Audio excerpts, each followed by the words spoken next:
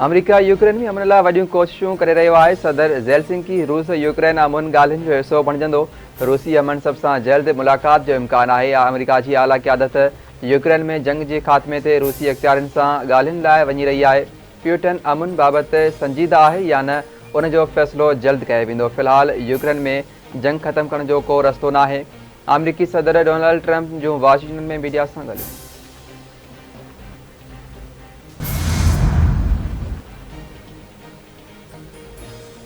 अमरीका के उत्तरी ऐं मैदानी इलाइक़नि में सख्त सीउ सबब 9 ॼणा फौत थी विया। कैंटकी के गवर्नर मौजिब रियासत कैंटकी में बरसात ऐं ॿोॾि सबब 8 ॼणा फौत थी विया। आचर ते समय माण्हुनि खे ॿोॾि मां बचायो वियो। सभ खां वधीक मौत गाॾियूं पाणीअ में गर्क थियण सबब थियूं। तूफ़ान सबब 39,000 वाफ़ेदार बिजली खां महरूम।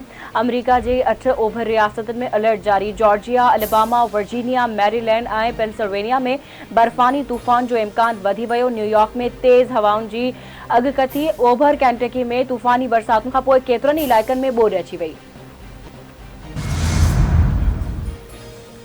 गज़ा में इसराइली जंगबंदी मुआहिदे जी भञकड़ी जारी। बमबारी में 3 पुलिस एहलकार शहीद। हमास मूजिब पुलिस एहलकार इमदादी गाॾियुनि जी हिफ़ाज़त लाइ ड्यूटी ते हुआ।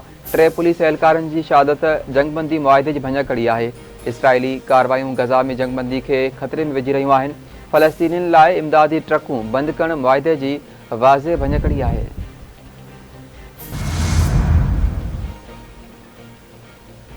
चैंपियंस ट्रॉफी में शिरकत लाइ ऑस्ट्रेलियाई क्रिकेट टीम लाहौर पहुची वई। लाहौर पहुचंदड़ ऑस्ट्रेलियाई टीम जी पहिरें स्क्वाड में कप्तान स्टीवन स्मिथ समेत 14 ॼणा शामिल। चैंपियंस ट्रॉफी खेॾण लाइ इंग्लैंड जी क्रिकेट टीम बि अॼु पाकिस्तान पहुचंदी।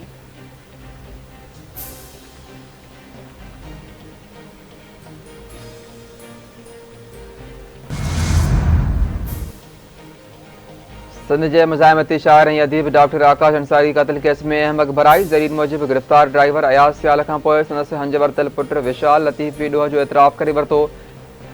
SP मसूद इक़बाल सरबराही में जोड़ियल जांच टीम जो वारदात वारे हंध जो ॿीहर मुआइनो। ज़रियनि जो चवणु आहे त पुलिस जवाबदारनि जी एतराफ़ी बयाननि खां पोइ वारदात वारे हंध तां अहम सबूत हथ करे वरिता। ज़रियनि मूजिब पुलिस डॉक्टर आकाश जे हंज वरितल पुट जे 2 दोस्तनि खे भी हिरासत में वरितो आहे। जाम शोरे भरिसां कलंदर जे पांधेड़नि सां हादसो। 2 ॼणा फौत, 2 ज़ख़्मी। कलंदर लाल शहबाज़ जी ज़ियारत खां पोइ कराची मोटींदड़ पांधेड़नि जी कार बीठल ट्रक सां टकराइजी वई। हादसे में 60 वरियनि जो अब्दुल सत्तार ऐं 25 वरियनि जो ज़ीशान फौत थी विया। राहिब ऐं वकील ज़ख़्मी थिया। फौतियुनि जा लाश ऐं ज़ख़्मी लम्स अस्पताल मुंतक़िल। खैरपुर वेझो अंबनि जे बाग़ मां नौजवान जो तशद्दुद थियल लाश। ॻोठ वॾा सिमंग वटां अंबनि जे बाग़ मां 20 वरनि जे नौजवान मोइन सिमंग जो तशद्दुद थियल लाश हथ आयो। वारसनि जो चवणु आहे त असांजी कंहिंसां बि का दुश्मनी नाहे। ज़ालिमनि ज़ुल्म कयो आहे। वाक़िए जी जांच करे इंसाफ़ कयो वञे।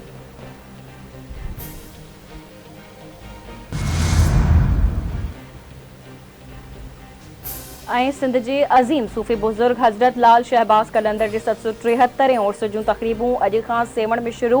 वक्ती गवर्नर अवैस कादिर शाह कलंदर के मज़ार ते गुलनि जी चादर चाढ़े उर्स तक़रीबुनि जो इफ़्तिताह कंदो। 3 ॾींहनि वारी उर्स तक़रीबुनि में शिरकत लाइ मुल्क जे कुंड कुर्च मां वॾे अंग में पांधेड़ा सेवण पहुतल। हर पासे दमादम मस्त कलंदर जूं सदाऊं बुलंद। कलंदरी धमाल ते रक़्स सिक्योरिटी जा इंतज़ाम सख़्त कया विया।